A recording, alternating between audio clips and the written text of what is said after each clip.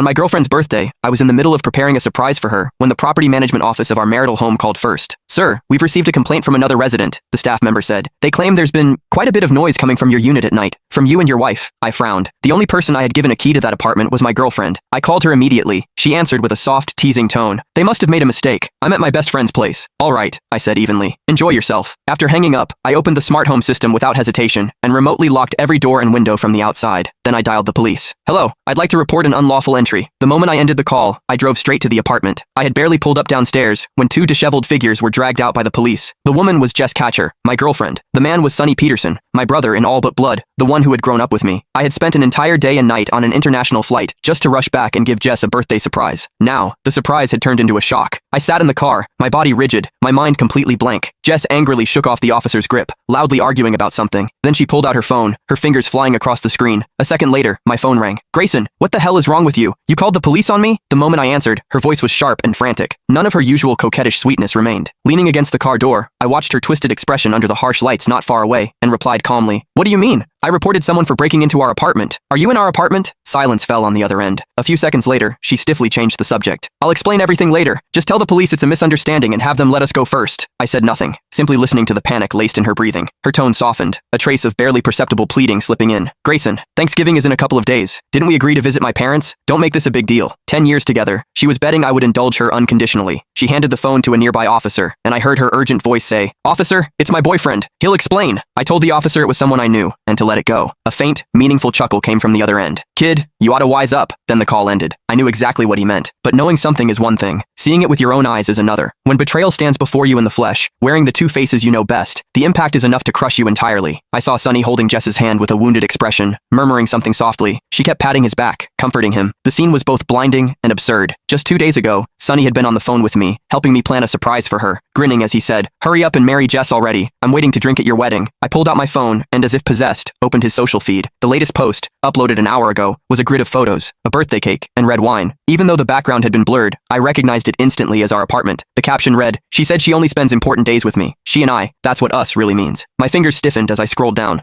Last holiday, Jess had told me she had to work overtime on a last-minute project, pulling an all-nighter. On Sonny's feed, there were two intertwined hands, fireworks lighting up the riverside behind them. On the woman's wrist was a small red mole, one I knew all too well. On the last Valentine's Day, Jess had said her best friend was heartbroken and needed company. Sonny had posted a photo of 2 movie tickets, before sunset, with the caption, Watching an old film with the one I love. And then there were the 14th of every month, when Jess always found one excuse or another to avoid seeing me. So that was where she had been, with Sonny. What else was there left not to understand? Not far away, the police seemed to finish lecturing them, and began to leave. Sonny took Jess's hand, as if ready to lead her away.